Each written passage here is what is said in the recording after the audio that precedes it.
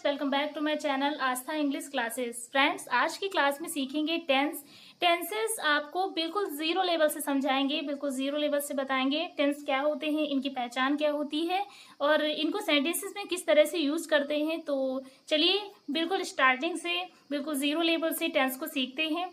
और इसी के साथ अगर आप चैनल पर न्यू है तो सब्सक्राइब करके बेल नोटिफिकेशन ऑन कर दीजिएगा। और चलिए इसी के साथ क्लास को शुरू करते हैं। TENSE, इसे हम टेंस पढ़ते हैं।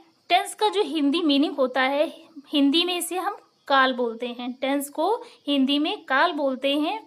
हमारे जो टेंस होते हैं वो 3 प्रकार के होते हैं: present tense, past tense, future tense. Present tense Hindi में इसे वर्तमान काल बोलते हैं। पास्ट टेंस हिंदी में भूतकाल बोलते हैं। फ्यूचर टेंस हिंदी में भविष्य काल बोलते हैं। Present tense, past tense, future tense हमारे 3 प्रकार के टेंस होते हैं। इसे हिंदी में वर्तमान काल, पास्ट टेंस को भूतकाल एंड फ्यूचर टेंस को भविष्य काल बोलते हैं।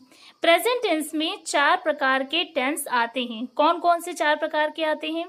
Present indefinite tense, present continuous tense, present perfect tense, present perfect continuous tense. इसी तरह से पास्ट में आते हैं: past indefinite tense, past continuous tense, past perfect tense, past perfect continuous tense. इसी तरह से फ्यूचर में आते हैं: future indefinite tense, future continuous tense, future perfect tense, future perfect continuous tense. Clear हो गया इतना? चलिए आगे बढ़ते हैं। प्रेजेंट टेंस में 4 प्रकार के टेंस होते हैं। अभी मैंने आपको बताया, ठीक सेम वैसे ही पास्ट टेंस और फ्यूचर टेंस में होंगे। जैसे यहाँ पर प्रेजेंट इंडेफिनिट टेंस, उसी तरह यहाँ पे पास्ट इंडेफिनिट टेंस हो जाएगा। फ्यूचर होगा तो फ्यूचर इंडेफिनिट टेंस हो जाएगा। इसी तरह से present continuous tense past continuous हो जाएगा। अगर फ्यूचर है तो फ्यूचर कंटीन्यूअस टेंस हो जाएगा। प्रेजेंट परफेक्ट टेंस है, पास्ट की बात हो रही है तो पास्ट परफेक्ट टेंस हो जाएगा। इसी तरह से फ्यूचर परफेक्ट टेंस हो जाएगा। इसी तरह से present perfect continuous, future perfect continuous tense हो जाएगा। इसी तरीके से प्रेजेंट टेंस में 4 प्रकार के टेंस होते हैं। सेम वैसे ही पास्ट टेंस और फ्यूचर टेंस में भी होंगे। चलिए आगे बढ़ते हैं। अब देखिए यहाँ पे प्रेजेंट इंडेफिनिट टेंस में जो टेंस आते हैं वो कौन कौन से होते हैं? सिंपल टेंस, सिंपल टेंस आता है जिसे हम साधारण वाक्य बोलते हैं। नेगेटिव टेंस आते हैं जिसे हम नकारात्मक वाक्य बोलते हैं। इंट्रागेटिव टेंस होते हैं जो प्रश्नवाचक वाक्य होते हैं। नेगेटिव वाक्य कौन कौन से होते हैं? जैसे नॉट लगा करके सेंटेंसेस बनते हैं, जैसे सीता गाना नहीं गा रही है, राम बाजार नहीं जा रहा है। इस तरह के वाक्य जो है नकारात्मक वाक्य होते हैं। प्रश्नवाचक वाक्य क्या होते हैं कि क्या सीता गाना गा रही है, क्या राम बाजार जा रहा है, क्या मोहन ने खाना खाया। इस तरीके से वाक्य जो होते हैं इंट्रागेटिव टेंस यानी कि प्रश्नवाचक वाक्य होते हैं। वैसे तो टेंस जो कितने प्रकार के होते हैं? 5 प्रकार के होते हैं, बट ये जो आप पढ़ेंगे ये आप इंटरमीडिएट के लेवल में पढ़ेंगे। यहाँ पे मैंने आपको समझाने के लिए लिख दिया है कि affirmative sentence, interrogative sentence, imperative sentence, objective sentence, exclamatory sentence. अब चलिए जो प्रेजेंट टेंस हम लोगों ने पढ़ा, इनके प्रकार देख लिए, इनके टाइप्स देख लिए। अब इनकी पहचान को थोड़ा सा देखते हैं। पहचान क्या होती है कि प्रेजेंट इंडेफिनिट टेंस की पहचान क्या होती है, किस तरह से आप प्रेजेंट इंडेफिनिट टेंस को पहचानेंगे। जिन वाक्यों के अंत में ता है, ती है, ता हूँ, ते हूँ आदि आते हैं तो उसे प्रेजेंट इंडेफिनिट टेंस कहते हैं। एक बार फिर से देखिए, जिन वाक्यों के अंत में ता है, ती है, ता हूँ, ते हूँ आदि आते हैं तो उसे प्रेजेंट इंडेफिनिट टेंस कहते हैं। अब प्रेजेंट इंडेफिनिट टेंस का अफर्मेटिव पॉजिटिव सेंटेंस देखिए। इसके कुछ नियम, कुछ रूल हैं, वो देख लीजिए। यहाँ पे he, she, it, he, she, it और एक वचनकर्ता के साथ क्रिया वर्ब की फर्स्ट फॉर्म में एस या ईएस लगाते हैं।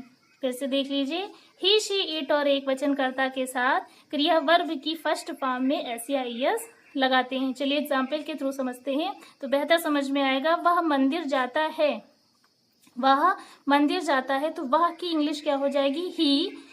जाने की इंग्लिश गो, यहाँ पे ईएस जुड़ जाएगा ही शी इट नेम के साथ। एक वचनकर्ता में क्रिया में वर्ब की फर्स्ट फॉर्म में एस या ईएस लगाते हैं तो यहाँ पे ईएस लग जाएगा तो गोज बन जाएगा।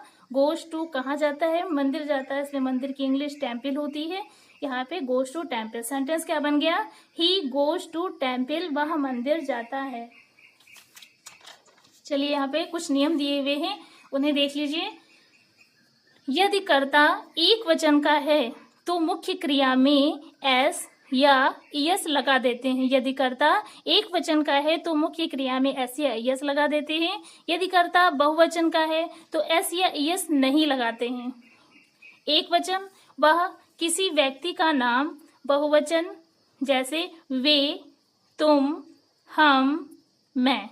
क्रिया के अंत में S, S H, C H, X, हो, एक्स ओ होता है तो वहां पर ई एस लगाते हैं। फिर से देखिए, क्रिया के अंत में अगर आपको एस दिख जाए, एस एच दिख जाए, सी एस दिख जाए, एक्स दिख जाए, ओ दिख जाए तो आपको क्या करना है कि तो वहां पर ई एस लगा देना है।